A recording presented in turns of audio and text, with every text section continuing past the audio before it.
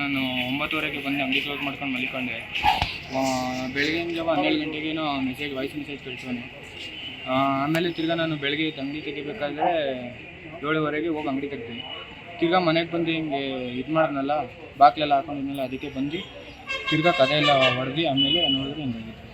ಈಗ ಅವನಿಗೆ ಹೆಂಡತಿ ಬರಲ್ಲ ಅಂತ ಮಾಡ್ಕೊಂಡಿರೋದು ಏನು ಅಂತ ಗೊತ್ತಿಲ್ಲ ಅಣ್ಣ, ಅದು ವಿಷಯ ನಮಗೆ ಏನು ಹೇಳಿ. ಅಲ್ಲ, ಅಲ್ಲಿ ಅವನಿಗಂತ ಹೇಳಿದ್ನಂತಲ್ಲ ಬರೋದು. ಎಲ್ಲಿ? ಅದ್ರಲ್ಲಿ ಬರ್ತಿದ್ದಾನೆ, ನನ್ನ ಸಾವಿಗೆ ನಾನು ಹೆಂಡತಿನ ಕಾರಣ ಅಂತ ಬರ್ತಿದ್ದಾನೆ. ಅದು ಬಿಟ್ಟರೆ ಬೇರೆ. ಯಾವಾಗ ಮದುವೆ ಆಗಿದ್ದೀವರು? ಅಲ್ಲಿ ಒಂದು 4 ತಿಂಗಳು. ಯಾವ ಊರು ಹುಡುಗಿ? ಅರಸೀಕೆರೆ. ಏನು ಲವ್ ಮ್ಯಾರೇಜಾ? ಅವ್ರ ಯಾವ ಎಷ್ಟು? ಗೌಡ. ಇವರು? ನಾವು ಲಿಂಗಾಯತ್.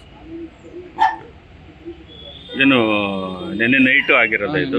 ಬೆಳಗಿನ ಜಾವ 1 ಗಂಟೆಗೆ ಆಗಿರ್ಬೋದು, ಸುಮಾರು ಗೊತ್ತಿಲ್ಲ ಎಷ್ಟು ಗಂಟೆಗೆ ಆಗಿರ್ಬೋದು. ಈಗ ಮದುವೆ ಆದ್ಮೇಲೆ ಹೆಂಡತಿ ಇಲ್ಲೇ ಇದ್ಲ? ಇಲ್ಲೇ ಇದ್ರು, ಆಷಾಢಕ್ಕೆ ಹೋಗ್ಬೋದು. ಈಗ ಬರಲ್ಲ ಅನ್ನೋ ಕಾರಣಕ್ಕೆ ನಾನು 9:30ಗೆ ಬಂದು ಅಂಗಡಿ ಕ್ಲೋಸ್ ಮಾಡ್ಕೊಂಡು ಮಲ್ಕೊಂಡೆ.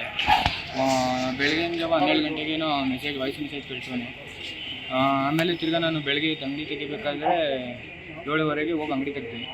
ತಿರ್ಗಾ ಮನೆಗೆ ಬಂದು ಹಿಂಗೆ ಇದು ಮಾಡಿದ್ನಲ್ಲ, ಬಾಕ್ಲೆಲ್ಲ ಹಾಕೊಂಡಿದ್ನಲ್ಲ, ಅದಕ್ಕೆ ಬಂದು ತಿರ್ಗಾ ಕದೆ ಎಲ್ಲ ಹೊಡೆದು ಆಮೇಲೆ ನೋಡಿದ್ರೆ ಹಿಂಗಾಗಿತ್ತು. ಈಗ ಅವನಿಗೆ ಹೆಂಡತಿ ಬರಲ್ಲ ಅಂತ ಮಾಡ್ಕೊಂಡಿರೋದು ಏನು ಅಂತ ಗೊತ್ತಿಲ್ಲ ಅಣ್ಣ, ಅದು ವಿಷಯ ನಮಗೆ ಏನು ಹೇಳಿ.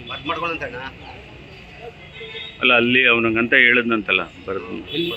ಅದ್ರಲ್ಲಿ ಬರ್ತಿದ್ದಾನೆ, ನನ್ನ ಸಾವಿಗೆ ನಾನು ಹೆಂಡತಿನ ಕಾರಣ ಅಂತ ಬರ್ತಿದ್ದಾನೆ. ಅದು ಬಿಟ್ಟರೆ ಬೇರೆ. ಯಾವಾಗ ಮದುವೆ ಆಗಿದ್ದೀವರು? ಅಲ್ಲಿ ಒಂದು 4 ತಿಂಗಳು. ಯಾವ ಊರು ಹುಡುಗಿ? ಅರಸೀಕೆರೆ.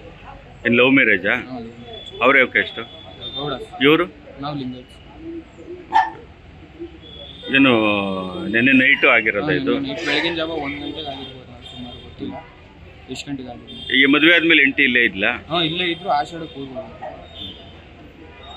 ಈಗ ಬರಲ್ಲ ಅನ್ನೋ ಕಾರಣಕ್ಕೆ